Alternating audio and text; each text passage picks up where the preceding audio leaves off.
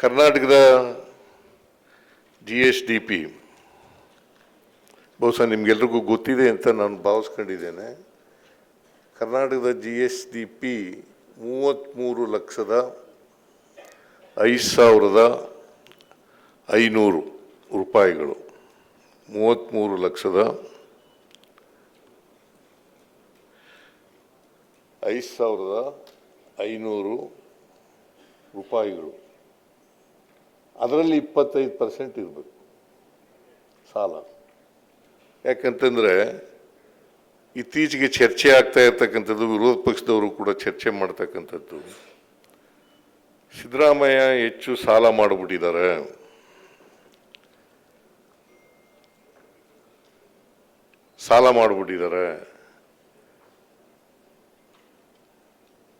ಈ ರಾಜ್ಯ ಸಾಲದಲ್ಲಿ ನಡೀತಾ ಇದೆ. ಕಳೆದ 3 ವರ್ಷದಲ್ಲಿ ಹೆಚ್ಚು ಸಾಲ ಮಾಡಿಬಿಟ್ಟಿದ್ದಾರೆ. ಮುಂದಿನ ಆರ್ಥಿಕ ವರ್ಷದಲ್ಲೂ ಕೂಡ ಸಾಲ ಮಾಡಿಬಿಟ್ಟಿದ್ದಾರೆ ಅಂತಕ್ಕಂಥ ಮಾತುಗಳನ್ನು, ಆರೋಪಗಳನ್ನು ಮಾಡ್ತಾ ಇದ್ದಾರೆ. ನಾನು ಹಿಂದೇನೂ ಹಣಕಾಸಿನ ಮಂತ್ರಿಯಾಗಿದ್ದೆ 94ರಿಂದ 99ರವರೆಗೆ. ಆಮೇಲೆ ಮತ್ತೆ ಧರ್ಮಸಿಂಗ್ ಅವರು ಮುಖ್ಯಮಂತ್ರಿ ಆಗಿರುವಾಗ ಕೂಡ ಹಣಕಾಸಿನ ಮಂತ್ರಿ ಆಗಿದ್ದೆ. ಆಮೇಲೆ ನಾನು 2003ರಿಂದ 2018ರವರೆಗೂ ಮುಖ್ಯಮಂತ್ರಿ ಆಗಿರುವಾಗ ಹಣಕಾಸಿನ ಮಂತ್ರಿ ಆಗಿದೆ. ಈಗ ಮತ್ತೆ 2023ರಿಂದ ಇಲ್ಲಿವರೆಗೂ ಕೂಡ ಮುಖ್ಯಮಂತ್ರಿ ಆಗಿದ್ದೇನೆ, ಹಣಕಾಸಿನ ಮಂತ್ರಿನೂ ಕೂಡ ಆಗಿದ್ದೇನೆ. ಒಟ್ಟು ಇದು 17ನೇ ಆಯವ್ಯಯ. ಈಗ ಮೊನ್ನೆ ಮಂಡಿಸಿರ್ತಕ್ಕಂಥದ್ದು ಅಂದರೆ ಮುಂದಿನ ವರ್ಷಕ್ಕೆ 26-27ಕ್ಕೆ ಮಂಡಿಸಿರ್ತಕ್ಕಂಥ ಆಯವ್ಯಯ 17ನೇ ಆಯವ್ಯಯ. ಈ 17ನೇ ಆಯವ್ಯಯದಲ್ಲೂ ಕೂಡ ಆರ್ಥಿಕ ಶಿಸ್ತನ್ನು ಪಾಲನೆ ಮಾಡತಕ್ಕಂಥ ಪ್ರಯತ್ನವನ್ನು ಮಾಡಿದ್ದೇನೆ.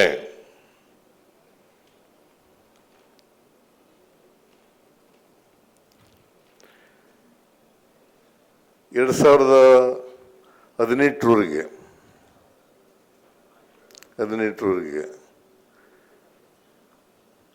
ರೆವಿನ್ಯೂ ಸರ್ಪ್ಲಸ್ ಕೂಡ ಇರ್ತಿತ್ತು. ಯಾವತ್ತೂ ಕೂಡ ರೆವಿನ್ಯೂ ಡಿಫಿಸಿಟ್ಗೆ ಬಂದಿರಲಿಲ್ಲ, ರೆವಿನ್ಯೂ ಸರ್ಪ್ಲಸ್ ಇರ್ತಿತ್ತು. ಈಗ ರೆವಿನ್ಯೂ ಡಿಫಿಸಿಟ್ ಇದೆ. ಕಳೆದ ವರ್ಷ ಅಂದರೆ ಈ ವರ್ಷ 25-26 ರೆವಿನ್ಯೂ ಡಿಫಿಸಿಟ್ಟು 19,000 ಕೋಟಿ ಇತ್ತು.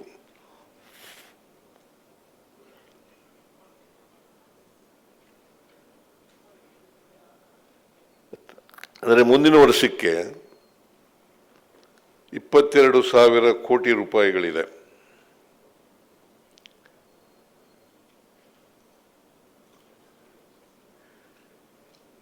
ನಮಗೆ ಕೇಂದ್ರದಿಂದ ಬರಬೇಕಾದಂಥ ಬಾಕಿ ಹಣ ಬಂದಿದ್ದರೆ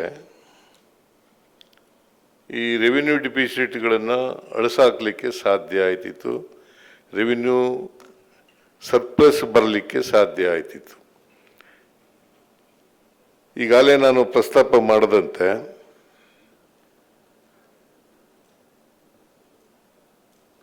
ಎರಡು 2025-26ರಲ್ಲಿ ಅವರು ಮಧ್ಯದಲ್ಲಿ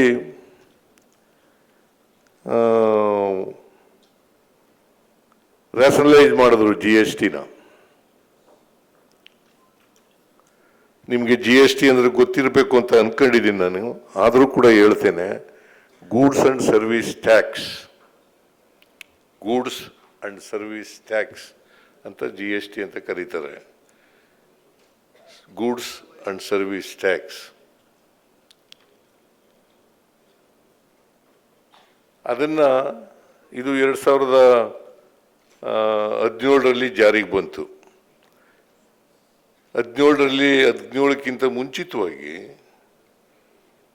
ನಮ್ಮಲ್ಲಿ ರೆವಿನ್ಯೂ ಗ್ರೋತ್ ಕರ್ನಾಟಕದಲ್ಲಿ 14% ಇತ್ತು. 14% ಗ್ರೋತ್. ಅಷ್ಟು ಗ್ರೋತ್ ಇದ್ದದನ್ನ ಇವರು 22ಕ್ಕೆ ನಿಲ್ಲಿಸ್ಬಿಟ್ರು. ಪರಿಹಾರ ಕೊಡ್ತಾ ಇದ್ರು, 14% ಪರಿಹಾರ ಕೊಡ್ತಾ ಇದ್ರು. 5 ವರ್ಷ ಪರಿಹಾರ ಕೊಟ್ಟರು. 22ರಲ್ಲಿ ನಿಲ್ಲಿಸಿದ್ರು. ಅದು ನಿಲ್ಲಿಸಿದ್ರಿಂದಲೂ ಕೂಡ ರೆವಿನ್ಯೂ ಡಿಫಿಸಿಟ್ ಆಗಲಿಕ್ಕೆ ಕಾರಣ ಆಯಿತು ಅಂತಕ್ಕಂಥದ್ದನ್ನು ನಾವು ಅರ್ಥ ಮಾಡ್ಕೋಬೇಕಾಗ್ತದೆ. 17ರಿಂದ 22ರವರೆಗೆ ಪರಿಹಾರ ಅಂತ ಕೊಡ್ತಿದ್ರು.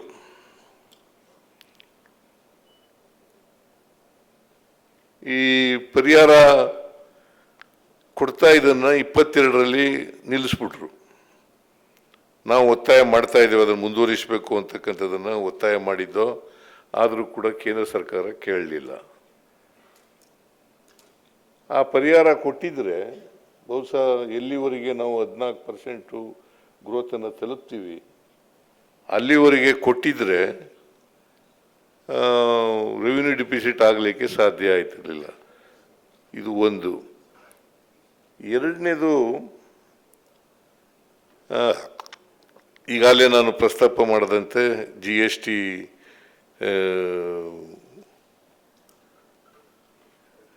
ರ್ಯಾಷನಲೈಸೇಷನ್ ಮಾಡೋದ್ರಿಂದ ಅದು ಕೂಡ ಒಂದು ಆಯಿತು. ಎರಡನೇದು, ನಾವು ಬರಬೇಕಾಗಿದ್ದಂಥ ಹಣ ಅಂದರೆ JJM ಅಂತ ಜಲಜೀವನ್ ಪ್ರೋಗ್ರಾಮ್ಗೆ 50-50 ಕೊಡಬೇಕಾಗಿತ್ತು. ಒಟ್ಟು 69,000 ಕೋಟಿ ಅದರ ಬಜೆಟ್ ಕಾಸ್ಟು 69,000 ಕೋಟಿ. ಅವರು ನಮಗೆ ಕೊಟ್ಟಿರ್ತಕ್ಕಂಥ ಹಣ ಇಲ್ಲಿವರೆಗೆ 11,000 ಚಿಲ್ಲರೆ ಕೋಟಿ. 11,000 ಚಿಲ್ಲರೆ ಕೋಟಿ. ನಾವು ಸುಮಾರು 27,000 ಕೋಟಿಗೂ ಹೆಚ್ಚು ಖರ್ಚು ಮಾಡಿದ್ದೀವಿ. 27,000 ಕೋಟಿಗೂ ಹೆಚ್ಚು ಖರ್ಚು ಮಾಡ್ತಿದ್ದೀವಿ.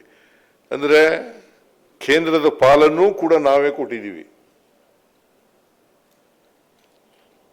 ಅವರು 19,000 ಕೋಟಿ ಕೊಡಬೇಕಾಗಿತ್ತು, ಆದರೆ 11,000 ಕೋಟಿ ಕೊಟ್ಟಿದ್ದಾರೆ. ಅವ್ರ ಪಾಲನ್ನು ಕೂಡ ನಾವೇ ಕೊಟ್ಟಿದ್ದೀವಿ.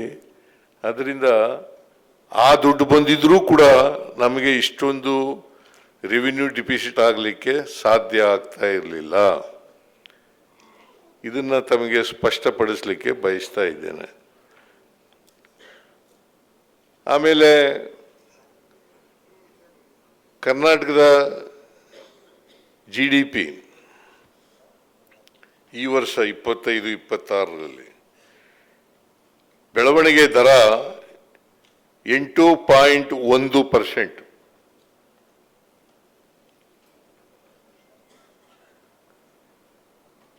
ರಾಷ್ಟ್ರೀಯ ಸರಾಸರಿ ಎಷ್ಟಪ್ಪ ಇದೆ ಅಂತಂದ್ರೆ